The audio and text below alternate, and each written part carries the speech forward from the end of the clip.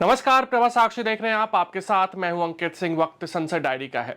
संसद का मानसून सत्र चल रहा है। आज संसद के दोनों सदनों में यानी कि लोकसभा और राज्यसभा में ऑपरेशन सिंदूर को लेकर जबरदस्त तरीके से चर्चा हुई। वार पलटवार का दौर देखने को मिला। लोकसभा में कल चर्चा की शुरुआत हुई थी, जो आज भी जारी रही। दूसरी ओर राज्यसभा में आज इसकी शुरुआत हुई और रक्षा मंत्री राजनाथ सिंह ने वहां इसकी शुरुआत की और उसके बाद खड़गे जैसे वरिष्ठ नेताओं ने राज्यसभा में अपनी बात रखी है। दूसरी ओर अगर हम लोकसभा की बात करें तो आज अमित शाह के अलावा प्रियंका गांधी, अखिलेश यादव, केशव वेणुगोपाल जैसे वरिष्ठ नेताओं ने अपनी बात रखी। संबित पात्रा, निशिकांत दुबे ने भी आज की कार्रवाई में हिस्सा लिया और ऑपरेशन सिंदूर के बारे में जबरदस्त तरीके से अपनी बात रखी है। हालांकि आज लोकसभा में प्रधानमंत्री नरेंद्र मोदी ने भी अपनी बात रखी और ऑपरेशन सिंदूर को लेकर कैसे पाकिस्तान को करारा जवाब दिया गया, इस पर भी जबरदस्त तरीके से उन्होंने अपनी बात रखी है और साथ ही साथ बताया है कि विपक्ष की परेशानी क्या है और आखिर विपक्ष क्यों ऑपरेशन सिंदूर को लेकर सवाल खड़े कर रहा है। दूसरी ओर राहुल गांधी भी आज वक्ताओं की सूची में थे और राहुल गांधी ने सरकार से ऑपरेशन सिंदूर और पहलगाम आतंकी हमले को लेकर कई सवाल पूछे हैं। लोकसभा की कार्यवाही। प्रधानमंत्री नरेंद्र मोदी ने कहा कि पहलगाम हमला भारत में दंगे फैलाने की साजिश थी। मैं देशवासियों का धन्यवाद करता हूं कि उन्होंने एकता के साथ उस साजिश को नाकाम कर दिया। उन्होंने कहा कि गर्व है कि आतंकवादियों को ऐसी सजा दी गई है कि आतंक के आकाओं की नींद उड़ी हुई है। थल सेना, वायुसेना और नौसेना के बीच के समन्वय ने पाकिस्तान के छक्के छुड़ा दिए। प्रधानमंत्री मोदी ने कांग्रेस पर निशाना साधते हुए कहा कि ऑपरेशन सिंदूर पर सवाल उठाकर मीडिया में जगह ले सकते हैं, लेकिन देशवासियों के दिल में जगह नहीं बना सकते। उन्होंने साफ तौर पर कहा कि दुनिया के किसी भी नेता ने भारत से ऑपरेशन सिंदूर रोकने के लिए नहीं कहा। अमित शाह ने कहा कि पहलगाम में निर्दोष नागरिकों की हत्या करने वाले आतंकी ढेर किए गए। उन्होंने कहा कि चिदंबरम ने पहलगाम में हमलावरों के सबूत मांगकर पाकिस्तान को क्लीन चिट दी है। समाजवादी पार्टी प्रमुख अखिलेश यादव ने चीन को राक्षस करार देते हुए कहा कि भारत को इस पड़ोसी देश से उतना ही खतरा है जितना आतंकवाद से है और वह हमारी जमीन और बाजार दोनों छीन लेगा।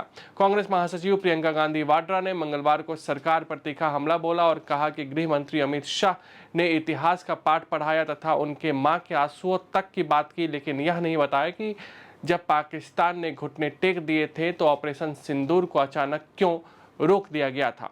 इसके अलावा राहुल गांधी ने भी सरकार को कई चुनौती दी। राहुल गांधी ने साफ तौर पे कहा कि ऑपरेशन सिंदूर को अचानक क्यों रोका गया। डोनाल्ड ट्रंप जो बार बार दावा कर रहे हैं उस पर सरकार का क्या पक्ष है, सुनिए किसने क्या कहा है। को मैं विदेश था, मैं तुरंत लौट के आया और आने के तुरंत बाद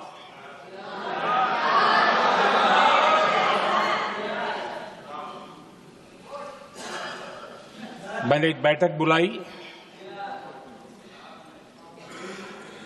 और उस बैठक में हमने साफ साफ निर्देश दिए कि आतंकवाद को करारा जवाब देना होगा और ये हमारा राष्ट्रीय संकल्प है। आदरणीय अध्यक्ष जी, हमें हमारे सैन्य बलों की क्षमता पर पूरा विश्वास है, पूरा भरोसा है उनकी क्षमता पर, उनके सामर्थ्य पर, उनके साहस पर। सेना को कार्रवाई की खुली छूट दे दी गई और यह भी कहा गया कि सेना तय करें कब, कहां, कैसे, किस प्रकार से। ये सारी बातें उस मीटिंग में साफ साफ कह दी गई और कुछ बातें उसमें से मीडिया में शायद रिपोर्ट भी हुई है। सेना को कार्रवाई की खुली छूट दे दी गई और यह भी कहा गया कि सेना तय करें कब, कहां, कैसे, किस प्रकार से। ये सारी बातें उस मीटिंग में साफ साफ कह दी गई और कुछ बातें उसमें से मीडिया में शायद रिपोर्ट भी हुई है।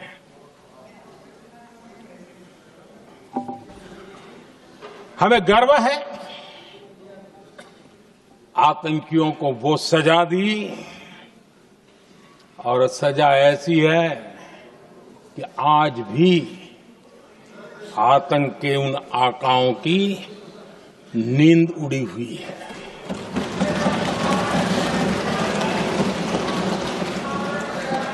पहला पक्ष पहलगाम हमले के बाद से ही पाकिस्तानी सेना को अंदाजा लग चुका था कि भारत कोई बड़ी कार्रवाई करेगा। उनके तरफ से न्यूक्लियर की धमकियों के भी बयान आना शुरू हो चुके थे। भारत ने 6 मई रात और 7 मई सुबह जैसा तय किया था वैसी कार्रवाई की और पाकिस्तान कुछ नहीं कर पाया। 22 मिनट में 22 अप्रैल का बदला निर्धारित लक्ष्य के साथ हमारी सेना ने ले लिया। आदरणीय अध्यक्ष जी, और भी एक महत्वपूर्ण काम जो हुआ है, वैसे जब राजीव गांधी जी थे उस समय उनके जो एक डिफेंस का काम देखने वाले अमोस थे, उन्होंने जब मैंने सीडीएस की घोषणा की तो वो बहुत प्रसन्न होकर के मुझे मिलने आए थे और बहुत बहुत प्रसन्न थे वो। इस समय ऑपरेशन में नेवी, आर्मी, एयरफोर्स तीनों सेनाओं का जॉइंट एक्शन, इसके बीच की सिनर्जी, इसने पाकिस्तान के छक्के छुड़ा दिए।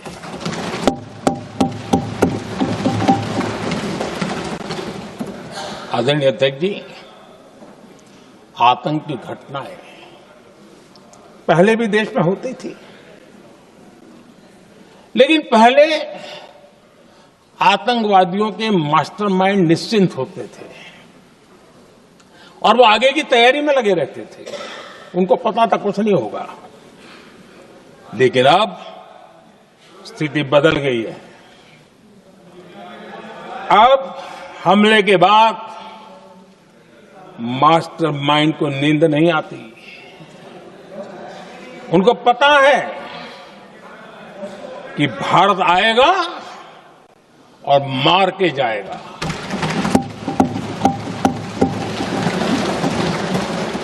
ये न्यू नॉर्मल भारत ने सेट कर दिया है।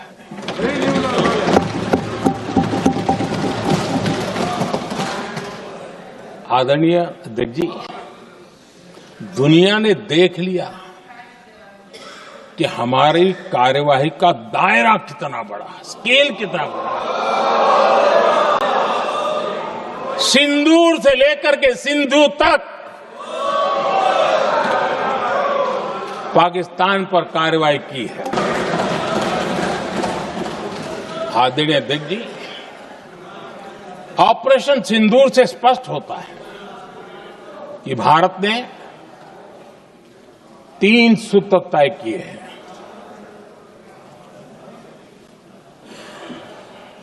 अगर भारत पर आतंकी हमला हुआ तो हम अपने तरीके से, अपनी शर्तों पर, अपने समय पर जवाब दे करके रहेंगे।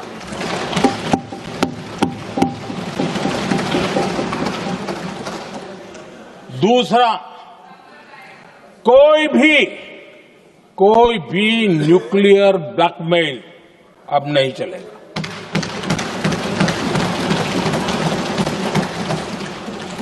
और तीसरा, हम आतंक की सरपरस्त सरकार और आतंक के आकाओं उनको अलग अलग नहीं देखेंगे।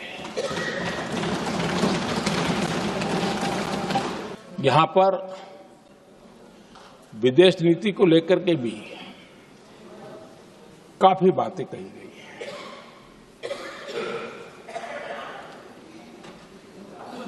दुनिया के समर्थन को लेकर के भी काफी बातें कही गई हैं। मैं आज सदन में कुछ बातें पूरी स्पष्टता से कह रहा हूं। दुनिया में किसी भी देश ने भारत को अपनी सुरक्षा में कार्रवाई करने से रोका नहीं है।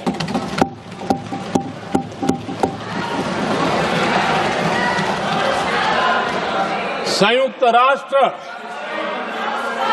193 कंट्रीज,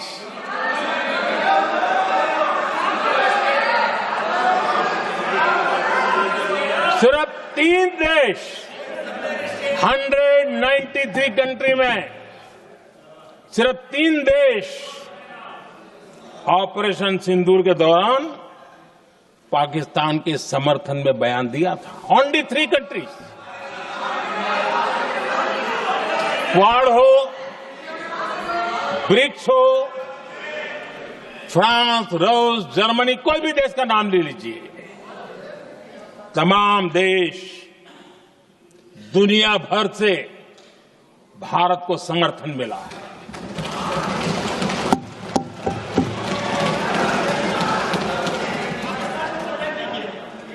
आदरणीय अध्यक्ष जी, दुनिया का समर्थन तो मिला, दुनिया के देशों का समर्थन मिला, माननीय है, लेकिन ये दुर्भाग्य है कि मेरे देश के वीरों के पराक्रम को कांग्रेस का समर्थन नहीं। 22 अप्रैल के बाद, 22 अप्रैल के आतंकी हमले के बाद 3-4 दिन में ही ये उछल रहे थे और कहना शुरू कर दिया, कहां गई 56 इंच की छाती, कहां खो गया मोदी, मोदी तो फेल हो गया। क्या मजा ले रहे थे। उनको लगता है वाह बाजी मार ली। उनको पहलगाम के निर्दोष लोगों की हत्या में भी वो अपनी राजनीति तराशते थे। the moment Operation Sindoor began, in fact, even before it began, the opposition committed itself, all the parties, that we will stand like a rock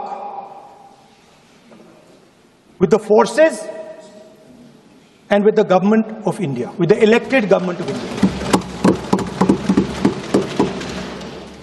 We heard the odd jibe, the sarcastic remarks from some of their leaders, but we said absolutely nothing. And this was something that was agreed among all the senior leadership of the India Alliance. And we are very proud that as an opposition, we stood united as we should have. Tiger को आप बांध नहीं सकते हो। अगर आप sir tiger को पूरी फ्रीडम देनी पड़ती है। टाइगर को आप बांध नहीं सकते हो।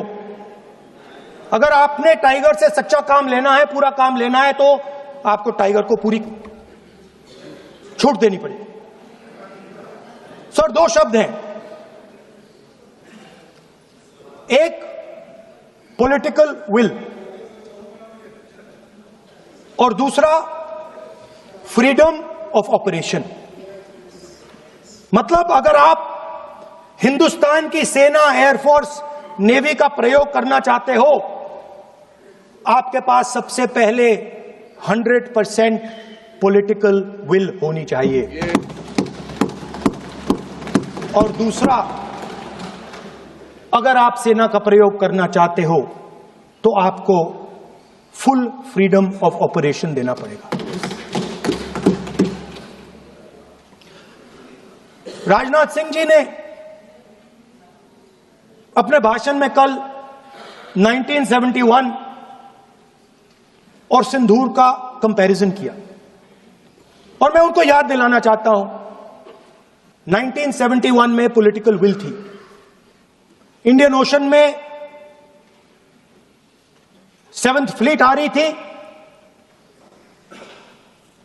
हिंदुस्तान की ओर आ रही थी और उस समय के प्रधानमंत्री ने कहा हमें जो बांग्लादेश में करना है हम करेंगे, आप आ जाओ, जितना आना है आ जाओ, हम करेंगे। Political will without any confusion. Super power of the world is coming with its aircraft carriers, hundreds of aircraft, political will. The Prime Minister of India says, we don't care. Come. But हमारा जो काम है हम उसे पूरा करेंगे। General Manekshaw ने इंदिरा गांधी जी से कहा कि मैं ऑपरेशन गर्मी में नहीं कर सकता हूं, नहीं करूंगा, मुझे 6 महीने चाहिए। इंदिरा गांधी जी ने उन्हें कहा आपको 6 महीने चाहिए, 1 साल चाहिए, जितना भी आपको समय चाहिए आप लीजिए, क्योंकि आपको फ्रीडम होनी चाहिए, फ्रीडम ऑफ एक्शन आपको होना चाहिए, फ्रीडम ऑफ मैनूवर आपका होना चाहिए। 1 लाख पाकिस्तानी सोल्जर सरेंडर किए, एक नया देश बना। आदरणीय अध्यक्ष महोदय, मैं आपको धन्यवाद देना चाहती हूं कि इस महत्वपूर्ण मुद्दे पर आपने मुझे बोलने का मौका दिया।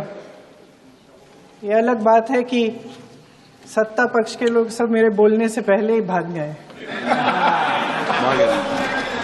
आइए, आपको देख के मैं खुश थी कि आप वापस आ गए। सबसे पहले मैं उन सैनिकों, उन जवानों, उन अफसरों को नमन करना चाहती हूं जो हमारे देश के रेगिस्तानों में, हमारे देश के घने जंगलों में, बर्फीले पहाड़ियों पे हमारी देश की रक्षा करते हैं, जो हर पल देश के लिए अपनी जान देने के लिए तैयार रहते हैं। 1948 से लेकर अब तक, जब से पाकिस्तानी रेडर्स ने कश्मीर पे हमला किया, तब से लेकर अब तक हमारे देश की अखंडता की रक्षा करने में उनका बड़ा योगदान है। हमारी आजादी अहिंसा के आंदोलन से हासिल हुई, लेकिन जैसे मैंने कहा, उसको कायम रखने के लिए हमारी सेना का बहुत बड़ा योगदान है। अध्यक्ष महोदय, कल मैं सदन में बैठी हुई सबके भाषण सुन रही थी। आदरणीय रक्षा मंत्री महोदय ने बोला, सत्ता पक्ष के कई मंत्रियों ने बोला, 1 घंटे का रक्षा मंत्री जी का लंबा भाषण था। सुनते सुनते एक बात मुझे बहुत खटक रही थी। उसके बाद जब दूसरे भाषण भी सुने आपके सत्ता पक्ष के, तब भी ये बात बार बार मेरे मन में आ रही थी कि सारी बातें कर ली, ऑपरेशन सिंदूर की बात कर ली, आतंकवाद की बात कर ली, देश की रक्षा की बात कर ली, इतिहास का पाठ भी पढ़ा दिया, लेकिन एक बात छूट गई। उस दिन 22 अप्रैल 2025 को जब 26 देशवासियों को अपने परिवार के सदस्यों के सामने खुलेआम मारा गया, तो ये हमला कैसे हुआ, क्यों हुआ? आपके माध्यम से सदन को और सदन के माध्यम से पूरे देश को ऑपरेशन महादेव जो कल एक हुआ है, इसकी जानकारी देना चाहता हूं। माननीय अध्यक्ष जी, कल ऑपरेशन महादेव में सुलेमान उर्फे फैजल जट, अफगान और जिब्रान, 3 आतंकवादी सेना, सीआरपीएफ और जम्मू कश्मीर पुलिस के संयुक्त अभियान में ऑपरेशन महादेव में मारे गए। और माननीय अध्यक्ष जी, ये जो सुलेमान है, ए श्रेणी का लश्कर ए तोयबा का कमांडर था। पहलगाम हमले में और गगनगिर आतंकी हमले में वो लिप्त था। इसके ढेर सारे सबूत हमारी एजेंसियों के पास है। अफगान ए श्रेणी का लश्कर ए तैयबा का आतंकवादी था और जिब्रान भी ए ग्रेड आतंकवादी था।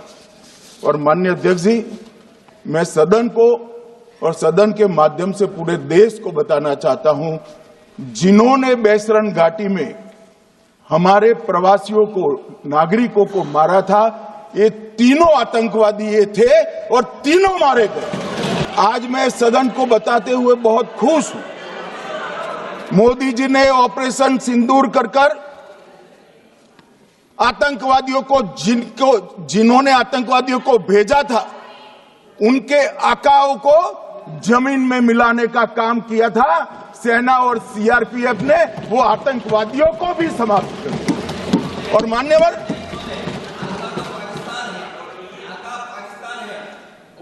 कौन पाकिस्तान से आपकी बात होती है क्या? अरे बैठ जाओ भाई।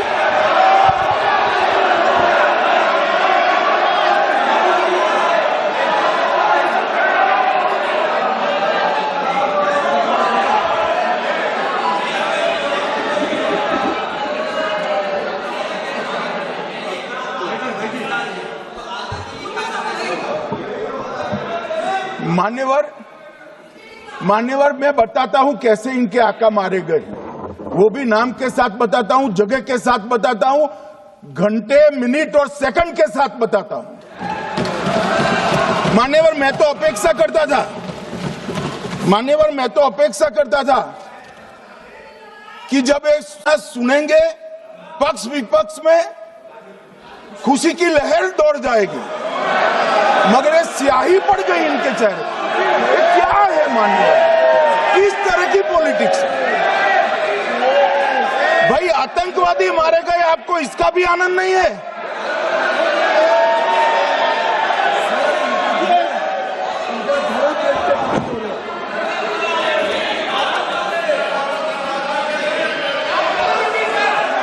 अखिलेश जी बैठ जाइए, मेरा पूरा जवाब सुनिए, आपका सब जवाब आ जाएगा।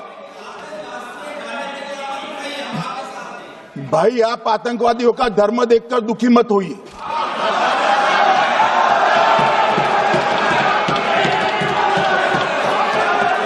अखिलेश बैठ जाइए यार। मुझे एक बड़ा दुख हुआ। कल इस देश के पूर्व गृह मंत्री चिदंबरम जी ने सवाल उठाया कि क्या प्रूफ है कि ये आतंकवादी पाकिस्तान से आए। और मान्यवर कब उठाया? जब संसद में चर्चा होने वाली थी। क्या कहना चाहते हैं चिदंबरम साहब? किसको बचाना चाहते हैं? पाकिस्तान को बचाकर आपको क्या मिलेगा? वो ये कह रहे हैं कि और क्या है, मत जवाब दो।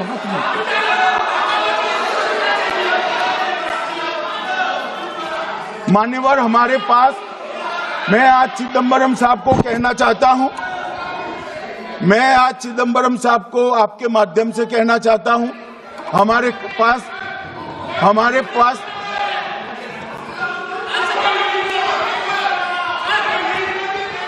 मान्यवर, हमारे पास प्रूफ है, वो भी मैं सदन के सामने रखना चाहता हूं कि तीनों पाकिस्तानी थे। 3 में से 2 के पाकिस्तान के वोटर नंबर भी आज हमारे पास उपलब्ध है। मान्यवर, ये राइफलें हैं, ये राइफलें भी हमारे पास उपलब्ध है। इनके पास से जो चॉकलेटें मिली हैं, वो चॉकलेटें ढोक में से मिली, वो भी पाकिस्तान की बनाई हुई चॉकलेट है। मान्यवर, ये कहते हैं कि पाकिस्तानी नहीं थे, इसका मतलब पूरी दुनिया के सामने इस देश का एक पूर्व गृह मंत्री पाकिस्तान को क्लीन चिट दे रहा है। और मान्यवर, वो पाकिस्तानी आतंकवादी नहीं थे ऐसा बोलकर श्री चिदम्बरम अगर पाकिस्तानी आतंकवादी नहीं थे तो पाकिस्तान पर हमला क्यों किया, वो भी सवाल खड़ा कर रहे हैं। मान्यवर, आज पूरी दुनिया ने हमारे संसद सदस्य गए थे, स्वीकारा था कि हमला पाकिस्तान ने किया है। और इस देश का गृह मंत्री जो कांग्रेस पार्टी से आता है, वो कहता है कि क्या सबूत है। अरे मुझसे मांगते, मैं दे देता, टीवी से मांगते हैं, पूरी दुनिया के सामने उजागर करते हैं, शख्स सुबह खड़ा करते हैं। पाकिस्तान को बचाने का इनका ये षड्यंत्र आज 130 करोड़ लोग जान रहे हैं। बच नहीं पाओगे आप लोग, बच नहीं पाओगे। आखिरकार सवाल ये है हमारा कि सीज फायर किसके दबाव में किया है और सीज फायर क्यों किया जब हमारी फौज पीओके को भी ले लेती और पाकिस्तान के भी।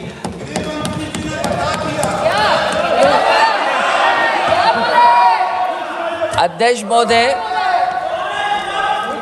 सीज फायर आपके मंत्री जी ने नहीं किया, सीज फायर आपके मंत्री जी की तरफ से नहीं आया, क्योंकि हमारे मंत्री जी वो सोशल मीडिया को देखते नहीं हैं।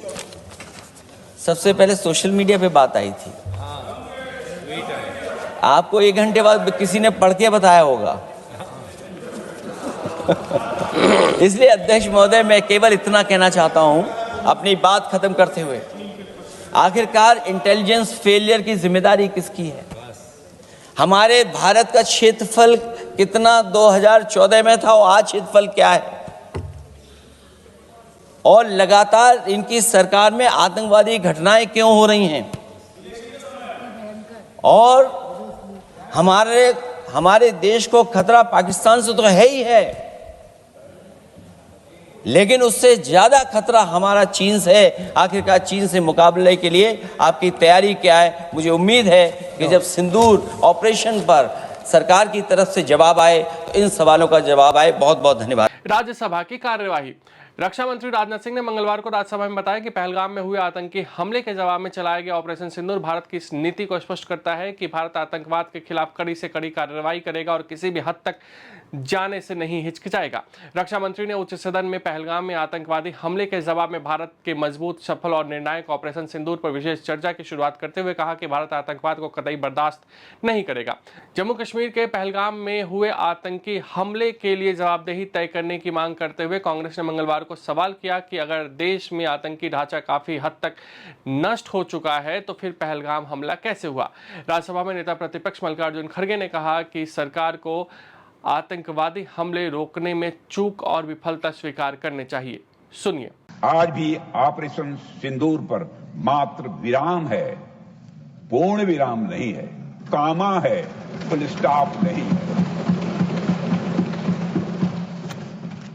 अगर किसी को यह लगता है कि हमने ऑपरेशन सिंदूर करके ठीक नहीं किया तो मैं उन्हें आमंत्रित करता हूं, वह जनता को बताएं कि उनके पास इसका अल्टरनेटिव एक्शन प्लान क्या है। हमारी माताओं बहनों का सिंदूर उजड़ गया, तो क्या हम पाकिस्तान के साथ डिप्लोमेटिक इंगेजमेंट करें? क्या हम पाकिस्तान को डोजियर सौंपें? क्या हम अंतर्राष्ट्रीय संगठनों में जाकर केवल बातें करें? जब हमारे विपक्ष के साथी सत्ता में थे, तो आतंकी हमले होने पर वे ऐसे ही कदम उठाया करते थे। क्षमा कीजिएगा खड़गे जी, मैं विपक्ष का बहुत सम्मान करता हूं। अस्वस्थ लोकतांत्रिक व्यवस्था में विपक्ष का सम्मान किया भी जाना चाहिए। और सभापति महोदय, कुछ लोगों को लगता है कि पाकिस्तान के पास न्यूक्लियर वेपन्स हैं, तो उनसे केवल बातचीत करनी चाहिए, छेड़ना नहीं चाहिए।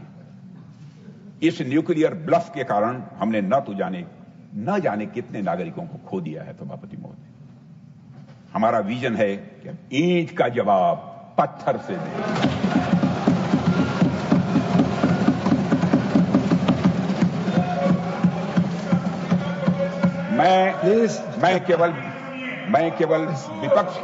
मैं केवल विपक्ष के सम्मानित सदस्यों से ही नहीं, बल्कि सभी सम्मानित सदन के सदस्यों से मैं कहना चाहूंगा, आज नागपंचमी है।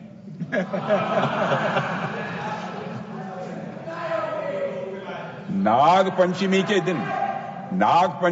दिन नागों को दूध पिलाना तो ये उचित है सभापति, परंतु रोज नहीं। हमारा विजन है कि ऑपरेशन सिंदूर सतत चलता रहे। बीच में इसके विराम भले ही हो सकते हैं, लेकिन पूर्ण विराम कभी नहीं होगा जब तक आतंकवाद का फैलाया जाए। सभापति महोदय, आज जब मैं देश के अलग अलग हिस्सों में जाता हूं, तो मुझे भारतीय जनता का हमारी सरकार के इस विजन के प्रति अटूट विश्वास दिखाई देता है। पर कुछ हमारे मित्र हैं, क्या चाहते हैं वो हमारी समझ के बाहर है। इसका हमारे सम्मानित नेता प्रतिपक्ष खड़े होंगे तो जवाब देंगे, लेकिन हमारी समझ के बाहर है। सभापति महोदय, जब आप सत्ता में थे तो आपकी पॉलिसी पैरालिसिस ने देश को नुकसान पहुंचाया है, मैं विनम्रता के साथ यह कहना चाहता हूं। और आज जब आप विपक्ष में हैं तो आपकी पॉलिसी बैंकरप्सी देश के लिए और लोकतंत्र के लिए चिंता का विषय बन चुकी है। आर्थिक उन्नति के साथ साथ भारत के रक्षा क्षेत्र में 2014 से उल्लेखनीय परिवर्तन आया है। आज का भारत रक्षा के क्षेत्र में आत्मनिर्भरता और स्वदेशी उत्पादन की दिशा में तेजी से आगे बढ़ रहा है। आज हम हर दृष्टि से समर्थ भी हैं और सक्षम भी हैं। सभापति महोदय, हमारी सरकार ने आतंकवाद से निपटने के साथ साथ भारत की राष्ट्रीय सुरक्षा को भी मजबूत करने के लिए नई सोच के साथ एक नई रणनीति अपनाई है। आज जब हम आत्मनिर्भर भारत की बात करते हैं तो उसके सबसे मजबूत स्तंभों में से एक है हमारा डिफेंस सेक्टर, हमारा रक्षा का क्षेत्र। जब सभापति महोदय, जब कोई राष्ट्र अपने सुरक्षा उपकरण, अपने हथियार, अपने फाइटर प्लेन्स और मिसाइलें खुद बनाना शुरू कर दें, तो वह न केवल खुद पर विश्वास करना सीखता है, बल्कि दुनिया को भी यह संदेश देता है कि अब हम आत्मनिर्भर हैं, अब हम सक्षम हैं और किसी के मोहताज नहीं। सभापति महोदय, भारत आज सिर्फ सीमाओं की रक्षा नहीं कर रहा है, बल्कि एक ऐसी व्यवस्था खड़ी कर रहा है जो हमें सामरिक, आर्थिक और तकनीकी दृष्टि से लगातार मजबूत बना रही है। पहले हम रक्षा उपकरणों के लिए पूरी तरह से विदेशों पर निर्भर थे, लेकिन आज मैं पूरे गौरव के साथ कहना चाहता हूं, गर्व के साथ नहीं, गौरव के साथ, कि भारत डिफेंस के मामले में बड़ी तेजी से आत्मनिर्भर बन रहा है। भारत डिफेंस सेक्टर में 2014 के बाद से कई रक्षा क्षेत्र में उल्लेखनीय, बहुत ही रिमार्केबल चेंजेस हुए हैं, बहुत हुए। प्रधानमंत्री श्री नरेंद्र मोदी जी के नेतृत्व में भारत के रक्षा क्षेत्र को मजबूती देना, यह हमारी सरकार की प्रायोरिटीज में टॉप पर है इस समय। अध्यक्ष महोदय, इसके लिए पिछले 11 वर्षों में देश की रक्षा का बजट 2013-14 में 2,53,000 अप्रॉक्सीमेटली था, 2,53,000 करोड़ था। वह अब लगभग 3 टाइम्स बढ़कर 2024-25 में 6,21,000 करोड़ से अधिक पहुंच गया। और अब यह भी बतलाना चाहता है सभापति महोदय, इस बार और बढ़ने वाला है। सभापति महोदय, आज भारत की सेनाओं के पास केवल इंपोर्टेड हथियार नहीं है, बल्कि इस देश में बनी मिसाइलें, टैंक और अन्य सिस्टम एवं प्लेटफॉर्म्स भी हैं। हमारी अग्नि, हमारी पृथ्वी, ब्रह्मोस जैसी मिसाइलें आज दुश्मन को जवाब देने के लिए तैयार खड़ी हैं। और यह सब भारत में बनी है, भारत की धरती पर बनी है, भारतवासियों के हाथों से बनी। और अब हमारे देश में आईएनएस विक्रांत जैसे एयरक्राफ्ट, सभापति महोदय, आईएनएस विक्रांत जैसे एयरक्राफ्ट कैरियर बनाने की भी हमारी ताकत है, बनाया है। सभापति महोदय, आपको जानकर यह सुखद अनुभूति होगी कि आज भारत का डिफेंस एक्सपोर्ट 2014 के तुलना में लगभग 35 गुना 35 टाइम्स बढ़ चुका है। 35 टाइम्स बढ़ चुका है। 2013-14 में भारत से होने वाला डिफेंस एक्सपोर्ट अप्रॉक्सीमेटली 686 करोड़ था। वो आज 24-25 में बढ़कर मोर देन 24,000 करोड़ पहुंच गया। करीब 100 देशों को हमारे देश में बने डिफेंस प्रोडक्ट्स एक्सपोर्ट किए जा रहे हैं। हमारा यह लक्ष्य है कि इस साल हमारा डिफेंस एक्सपोर्ट 30,000 करोड़ रुपए और 2029 आते आते 50,000 करोड़ रुपए तक पहुंच जाए। मुझे पूरा विश्वास है कि हम इस लक्ष्य को हासिल करके रहेंगे। आज हम दुनिया की टॉप 10 एक्सपोर्टर्स कंट्रीज की कतार में आकर खड़े हो गए हैं। सभापति महोदय, हम अपने प्रयासों में कितना सफल रहे हैं, इसकी एक झलक आप ऑपरेशन सिंदूर के दौरान देख चुके हैं। वैसे तो रक्षा मंत्रालय समय समय पर डिफेंस एक्सपो करता रहता है, लेकिन दुनिया ने real time defence expo operation Sindoor के दौरान देखा है।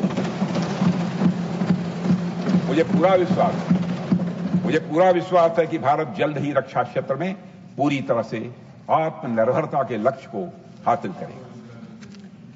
सभापति महोदय, भारत की रक्षा तैयारी मजबूत रखना यह एक दिन का काम नहीं है। सभापति महोदय, हमने सेनाओं को मजबूती देने के लिए और किसी भी आपात स्थिति से निपटने के लिए इमरजेंसी प्रोक्योरमेंट की भी कई बार छूट दी है, जिसका सेनाओं ने पूरा लाभ उठाया है, वह महसूस करते हैं।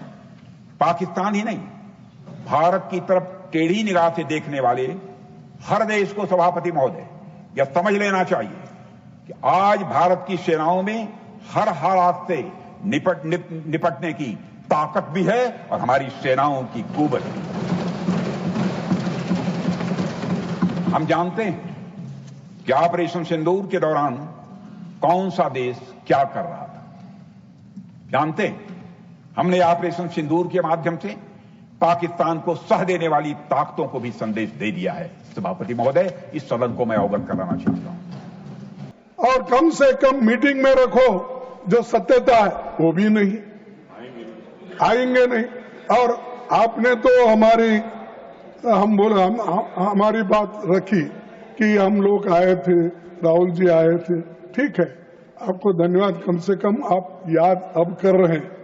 लेकिन हम आए, आपके मोदी साहब कहाँ थे? क्यों नहीं थे? और हम वो मीटिंग में आते हैं, तुम चुनाव प्रचार में बिहार में फिरते हो, ये तुम्हारी देशभक्ति है। और ये बातें उनको कहना चाहिए। आज इस सदन में हो या उस सदन में बैठना चाहिए था, सुनना चाहिए था।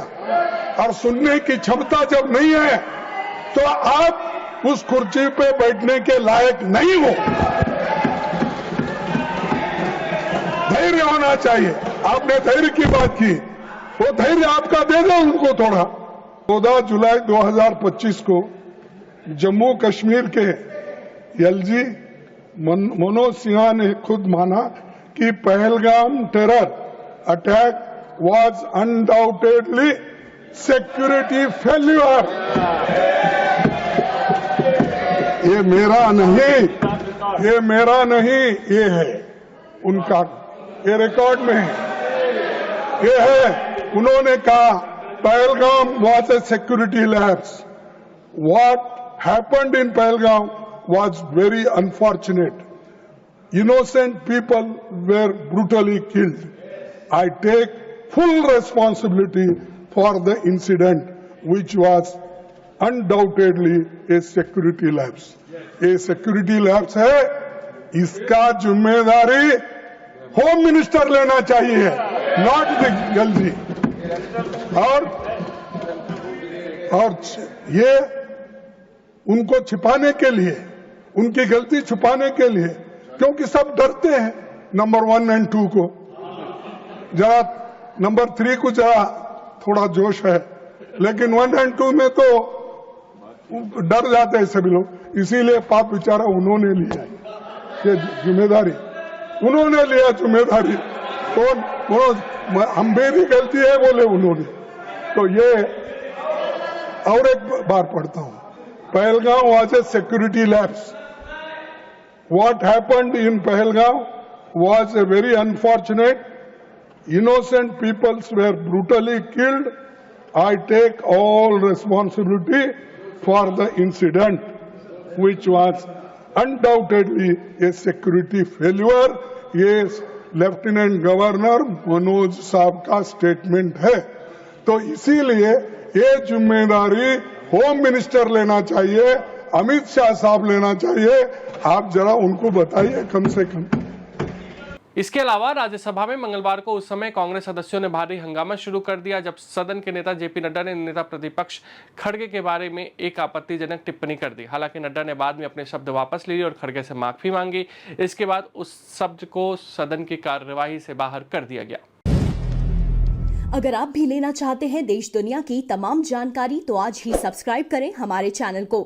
साथ ही नीचे दिए बेल आइकन को जरूर दबाएं ताकि हर अपडेट आप तक पहुंच सके।